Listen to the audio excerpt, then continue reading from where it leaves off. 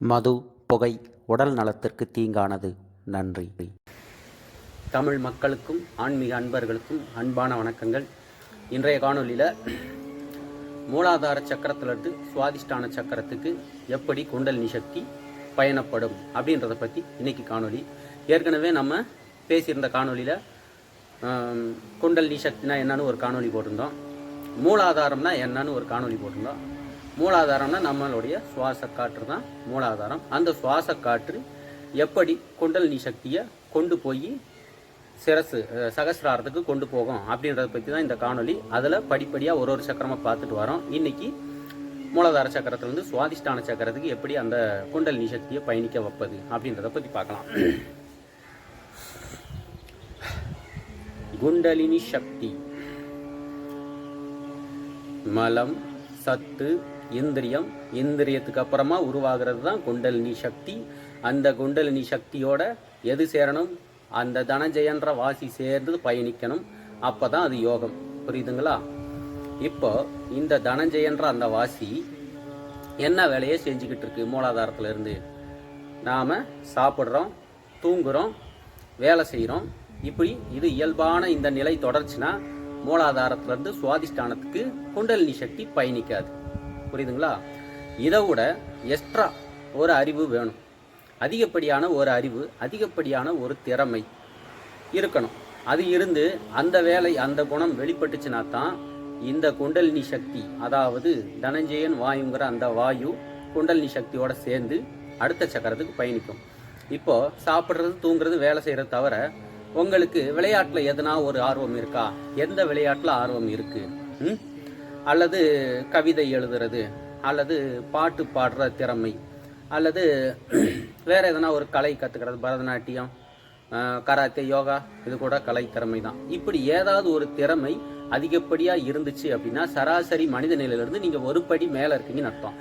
அப்படி அந்த ஒரு படி திறமை மேலோங்கிய மனிதர்களுக்கு தான் மூலாதாரத்திலிருந்து சுவாதிஷ்டான சக்கரத்துக்கு குண்டலினி சக்தியை ஏற்றக்கூடிய பவர் கிடைக்கும்.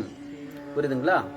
இப்போ அந்த சக்தி உடைய மனிதர்கள் கொஞ்சம் தியானத்துல ஈடுபட்டு அப்படியே கண்ணை மூடி தியானத்திலையோ, தியான பயிற்சியிலோ, அல்லது வாசி பயிற்சியிலோ, யோக பயிற்சியிலோ இருந்தாங்கன்னாக்கா அவங்களுக்கு குண்டலினி சக்தி மூலாதாரத்திலிருந்து சுவாதிஷ்டான சக்கரத்துக்கு பயணிக்கும்.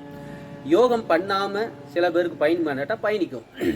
ரொம்ப அதிகமா அவங்களுடைய மனம் ஒரு விஷயத்துல ஈடுபடுது, அதிக நேரமா கான்சென்ட்ரேஷன் பண்ணுன்றப்ப அதுவே ஒரு தியானம் ஆயிடுது. இப்போ ஒரு ஸ்போர்ட்ஸ்மேன் ஒரு விடாம ரன்னிங் போய் ஸ்டேட் லெவல்லையோ நேஷனல் லெவல்லையோ ஜெயிக்கணும்னு விடாம ஓடுறாரு. அப்போ அவருடைய மனசு என்ன ஆகுதுனாக்கா, அவர் அறியாம அவருடைய மனசு ஒருநிலை ஆகுது. அந்த ஒரு விஷயத்துக்காண்டி எல்லாத்தையும் அவர் இழப்பார். பசி, தூக்கம், டைம் எல்லாத்தையுமே அவர் செலவு பண்ணுவார் அந்த ஒரு விஷயத்துக்காண்டி, அதில் ஜெயிக்கணுன்றக்காண்டி. அப்படிங்கிறப்ப அது பெரிய ஒரு தியானம், தவம் நிலை தியானம் அல்லது தவ நிலைக்கு அது போயிடுது. அப்படி போகும்போது குண்டலினி சக்தி வெளிப்படைஞ்சு மூலாதாரத்திலிருந்து சுவாதிஷ்டான சக்கரத்துக்கு போகும். இதே மாதிரி மணிப்பூரகம் வரைக்கும் போகும். மணிப்பூரகத்துக்கு மேலே சராசரியாக போகுமான்னு கேட்டால் போகாது. புரியுதுங்களா?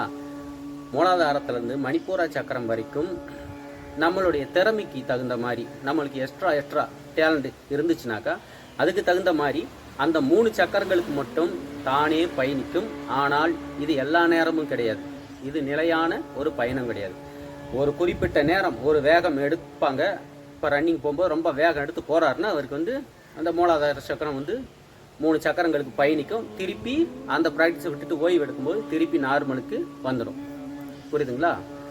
ஆனால் யோக முறைப்படி, இந்த குண்டலினி யோகம் முறைப்படி அல்லது வாசி யோக முறைப்படி, தியான பயிற்சியின்படி, மந்திரம் சொல்ற அந்த பயிற்சியின் மூலியமா நாம குண்டலினி சக்தி ஏற்றி அந்த சக்கரங்கள் வழியா பயணிச்சோம்னா அது நிலையாக ஒரு இடத்துல நிற்கும். இப்ப சுவாதிஷ்டானத்துல மட்டும் குண்டலினி சக்தி நிறுத்த முடியும்னா நிறுத்த முடியும்.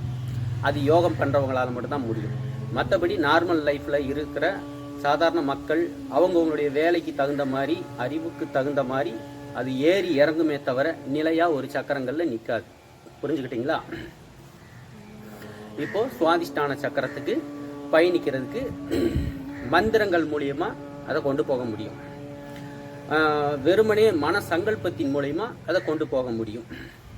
அதற்கப்புறம் வாசி யோகத்தின் மூலியமா வாசி யோகம் எப்படி சொல்லி கொடுக்குறாங்க, உங்கள் குரு எப்படி சொல்லி கொடுக்குறாங்களோ அந்த முறைப்படி நீங்கள் கரெக்டாக ஃபாலோ பண்ணிங்கன்னா கொண்டு போக முடியும். புரியுதுங்களா?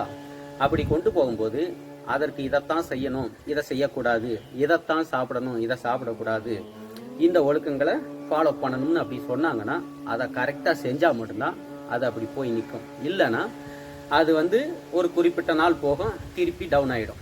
குறிப்பிட்ட நாள் போகும், திருப்பி டவுன் ஆகிடும்.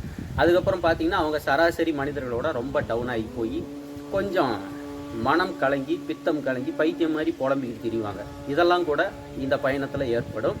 அதனால் இந்த குண்டலினி சக்தின்றது தனஞ்சயன் வாயுவோடு சேர்ந்து மூலாதாரத்திலேருந்து சுவாதிஷ்டான சக்கரத்துக்கு எப்படி பயணிக்கும் அப்படின்னு கேட்டால் நம்மளுக்கு அதிகப்படியான ஒரு அறிவு வேலை செய்யணும். சராசரி மனிதர்களோட ஒரு அறிவு சேர்த்து இருக்கணும், ஒரு திறமை சேர்ந்து இருக்கணும். அவங்க யோகம் பண்ணாங்கனாக்கா கண்டிப்பாக குண்டலினி சக்தியை சுவாதிஷ்டான சக்கரத்தில் நிலை நிறுத்தணும்னா யோக முறைப்படி போகணும். இல்லை தானே பயணிக்கும் அப்படின்னாக்கா தானே பயணிக்கும், ப்ளஸ் திருப்பியும் டவுன் ஆகிடும். புரியுதுங்களா?